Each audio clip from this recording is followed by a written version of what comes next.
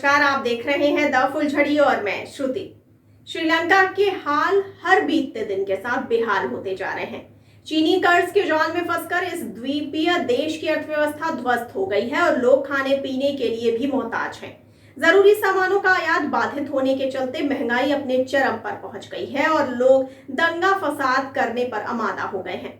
भारी आर्थिक समस्या से घिरे श्रीलंका को मदद के लिए भारत की ओर से $1 अरब कर क्रेडिट लाइन दी गई है।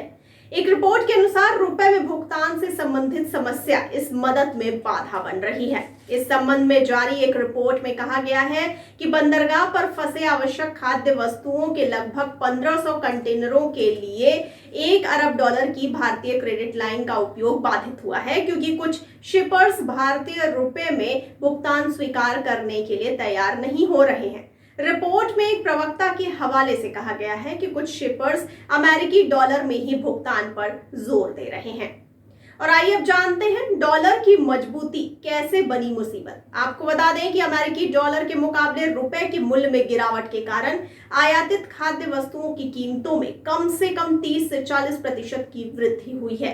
रिपोर्ट में कहा गया है कि कीमतों में वृद्धि के साथ थोक बाजार में दाल की कीमत बढ़कर 375 से 380 रुपए किलो तक पहुंच गई है। आयातित चावल की कीमतें 130 से 160 रुपए प्रति किलो के बीच बनी हुई है। और आइए अब जानते हैं कि भारत ने कितने टन भेजा डीजल। आपको बता दें कि देश में रोजाना 10 घंटे से ज्यादा की बिजली कटौती यहां पर श्रीलंका में की जा रही है। रिपोर्ट के मुताबिक श्रीलंका में बिजली संकट को कम करने में मदद करने के लिए नई दिल्ली ने शनिवार को 40,000 मीट्रिक टन डीजल की एक खेप कोलंबो भेजी है। भारत द्वारा श्रीलंका को दी गई 500 million US oil line of credit यानी LOC के तहत दी गई ईंधन की यह चौथी खेप है।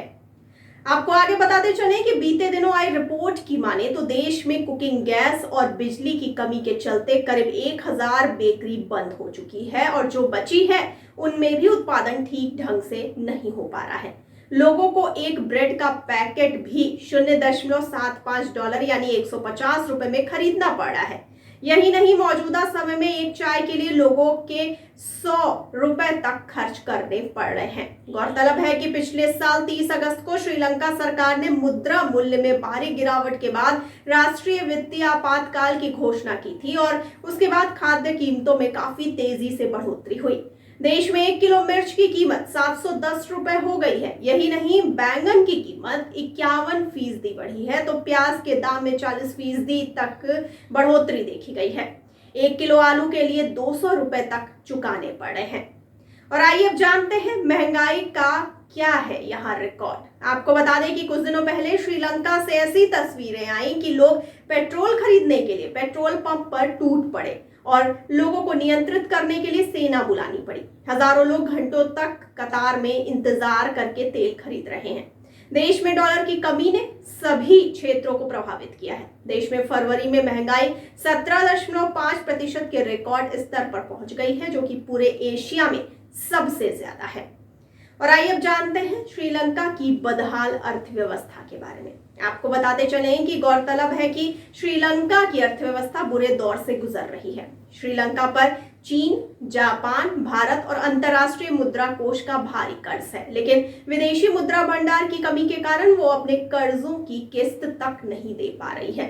भारत सरकार ने पड़ोसी मुल्क की मदद करने के लिए हाथ बढ़ाया और इसके तहत पिछले दिनों श्रीलंका को भोजन, दवा और अन्य आवश्यक वस्तुओं की खरीदारी के लिए $1 अरब का कर्ज देने पर सहमति बनी थी। इस क्रेडिट सुविधा के लिए SBI और श्रीलंका सरकार के बीच अनुबंध पर हस्ताक्षर किए गए थे।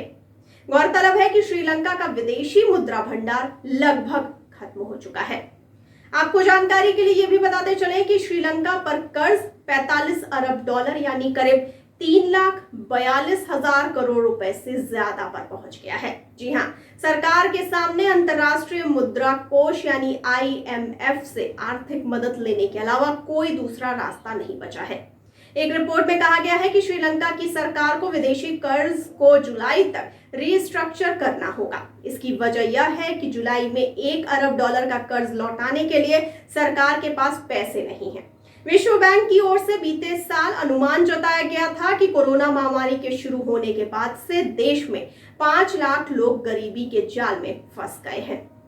तो आपको श्रीलंका की इस बदहाल अवस्था को लेकर के क्या कहना है, आपकी क्या राय है, आप हमें कमेंट सेक्शन में कमेंट करके बताइए। और साथ ही साथ हमारे चैनल को लाइक, सब्सक्राइब और शेयर करना बिल्कुल ना भूलिए। और मुझे दीजिए इजाजत, लेकिन आप बने रहिए द फुलझड़ी के साथ। धन्यवाद।